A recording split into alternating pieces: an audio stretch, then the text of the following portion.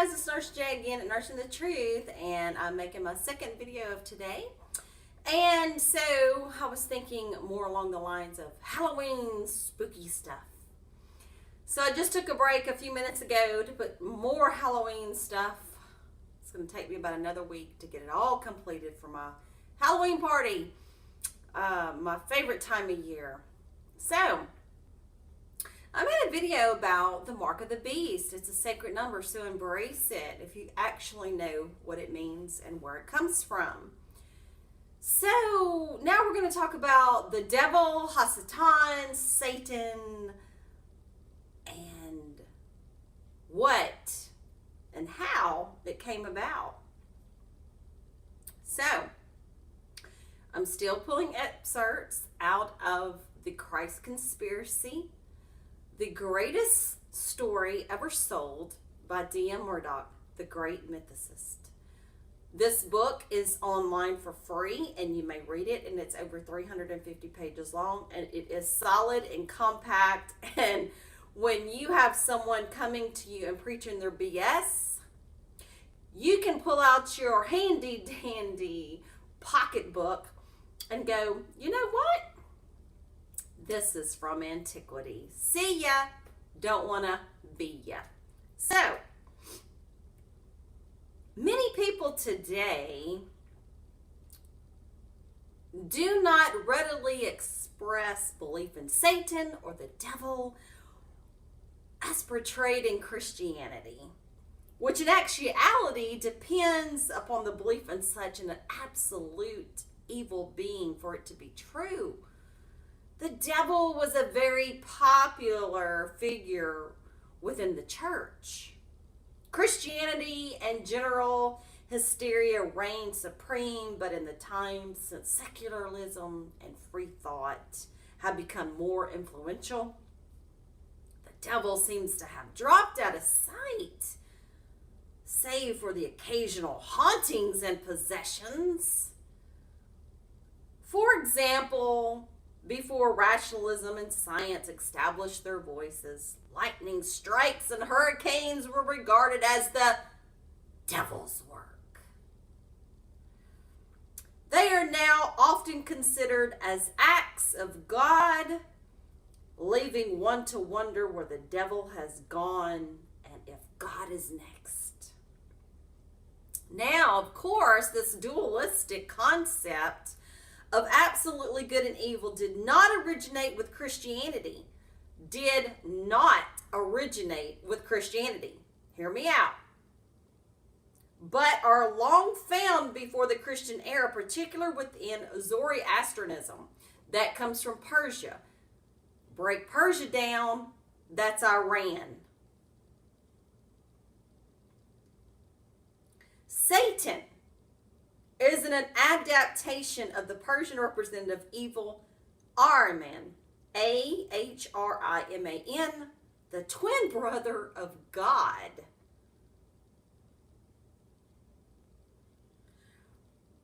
Okay, so let's think about this. Twin brother of God. So you're reading the Bible, God's nice one minute, he's pissed off the next. He gives you shit one minute. He takes shit away. Twin brother? It's like a bipolar duality. Like schizophrenia, bipolar. Enlil and Enki.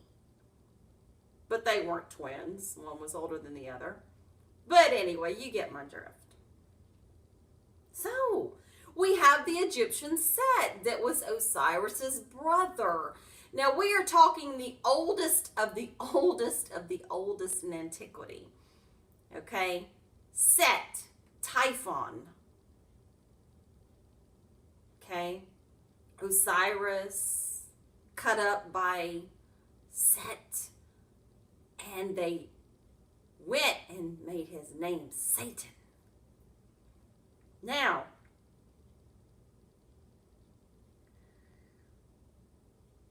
Horus's twin and principal enemy, also known as Sata, S-A-T-A, which becomes the Satan. Horus struggles with Set in the exact number that Jesus battles with Satan in 40 days in the wilderness. And the similarities of the kingdoms, the Satan comes to Jesus and he says, I will give you all of this if you just bow down to me. This is quite comical, because if this is God of the cosmos, I'd be kicking his ass at this time. So that shows a weakness somewhere. I don't know. It just doesn't make sense to me. And this mythos represents the triumph of light over dark, or the sun's return to relieve the terror at night. And the Horus and Set was the god of the two horizons. Horus was the sun, the God Most High. And then when he goes down, he is Set. And him and Set battle all night until Horus, the Christ, rises from the bellies of the earth, and he is the king. He's the Christ. He won over Satan. You see, the words horizon is from Horus. Sunset is from Set. Hours is from Horus. Horoscope is from Horus.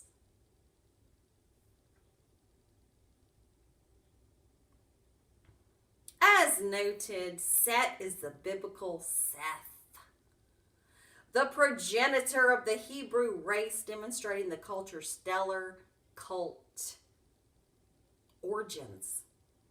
While solar brotherhoods such as the Essenes and the Nazarenes were white, the priesthood of Set, Seth, Saturn, Sata, wore black robes, black as night, and hence the black dress of Catholic, Jewish, and Muslim clerics to this day. In Hebrew, the name Satan, Shaitan, merely means adversary, not absolute evil being.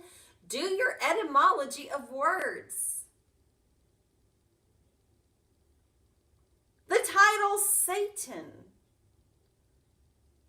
as the adversary, also as 1 Peter 5:8 refers to the sun as Lord of the opposite, which means a sign or constellation opposite to the sun at even given point. Now, when I read this, I'm like scratching my head going, okay, what is this?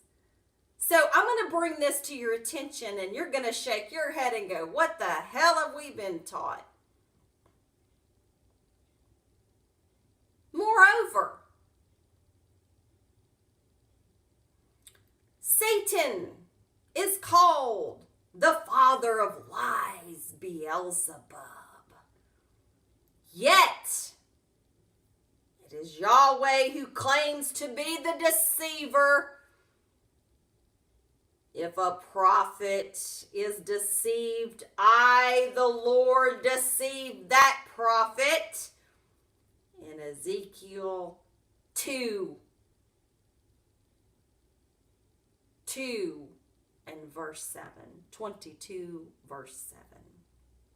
Leaving one to speculate as to the true identity of the father of lies. So, Yahweh, God, is your Satan, your Beelzebub, your father of lies.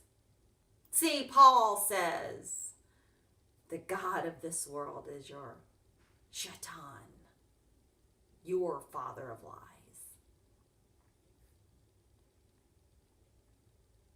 So how can it be that Yahweh claims to be the deceiver.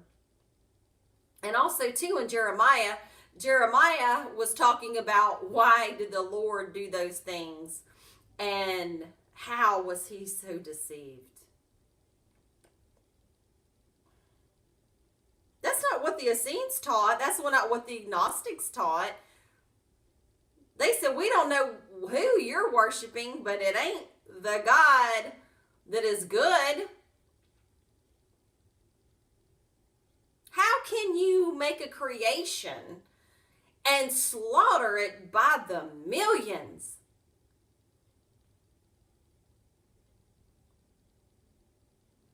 I don't know.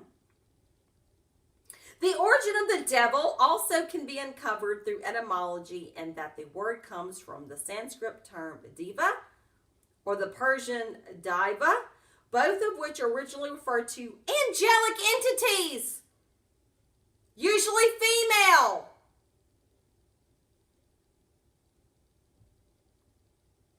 Who were demonized by the damn Christian propagandists like damn Eusebius. So, truth seekers, what about let's call on Diva tonight?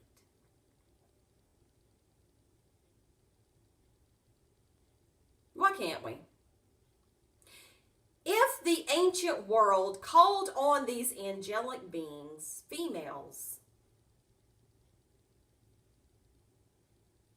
why can't we call on Diva tonight? If we are spiritual beings, why can't we call on spirits?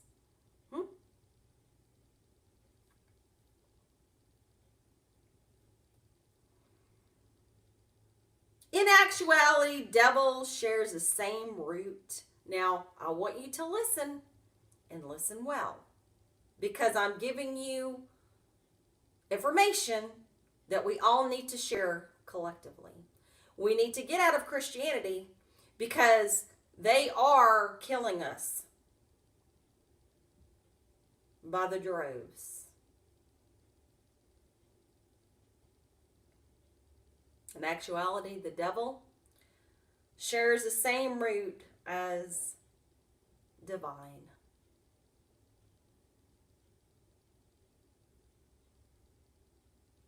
In addition, the word demon, D-E-M-O-N, is a Christian vilification of the Greek word daemon, D-A-E-M-O-N. And guys, I made a video on this. You need to go watch my video of what the real word of demon means. I made it. Go look at my video playlist. Look it up. And I had no idea. One night I was just scrolling through, just looking up demons. And guys, when I came across that information, I had to make it. And there's a movie called, oh goodness, it was on Netflix. The Golden Compass. Yes, that's what it was. The Golden Compass. I want you to watch it. It's very cryptic. It's talking about the Catholic Church, how they want to take away our demons. Okay? It's our spirits. And what they do is they harness the people's demons. They're divine spiritual beings.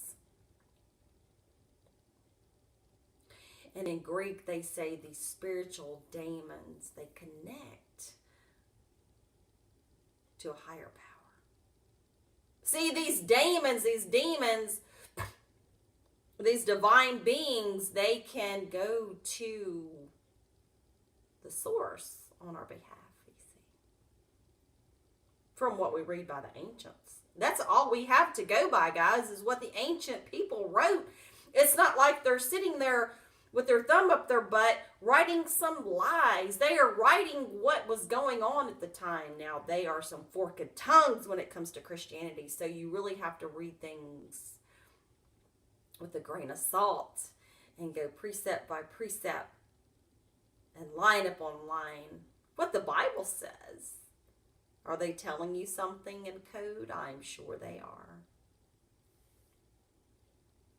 In addition, the word demon, like I said, is a Christian vilification of the Greek word daemon, which likewise referred to a divine spirit.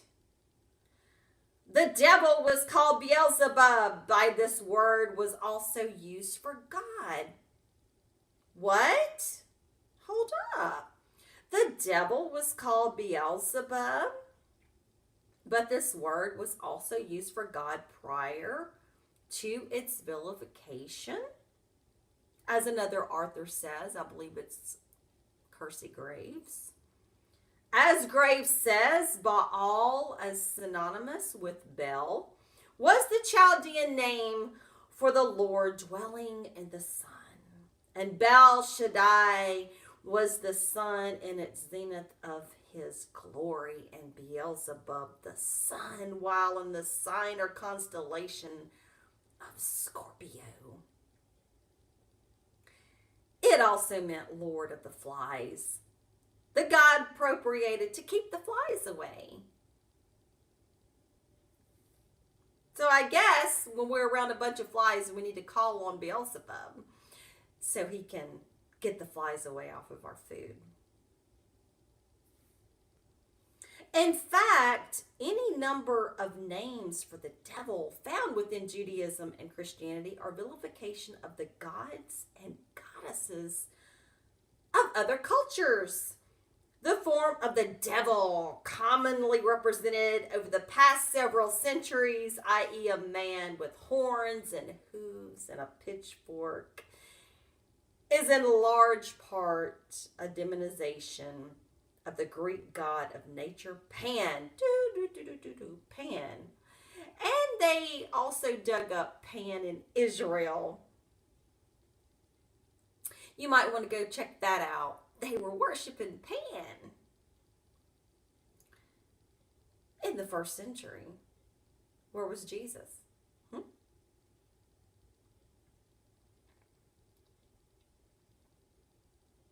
Several other gods were also involved in the creation of the Christian little devil he is, such as Hades, Pluto, Dionysus, and Bacchus.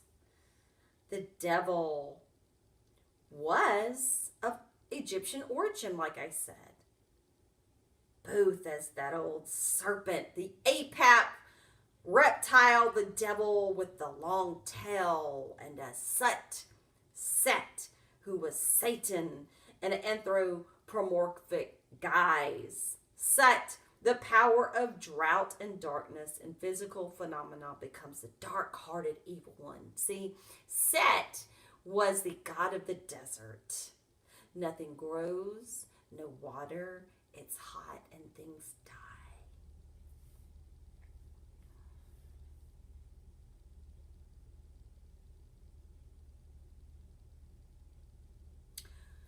So guys, I hope you've enjoyed this little spooky Halloween Satan the Devil cast.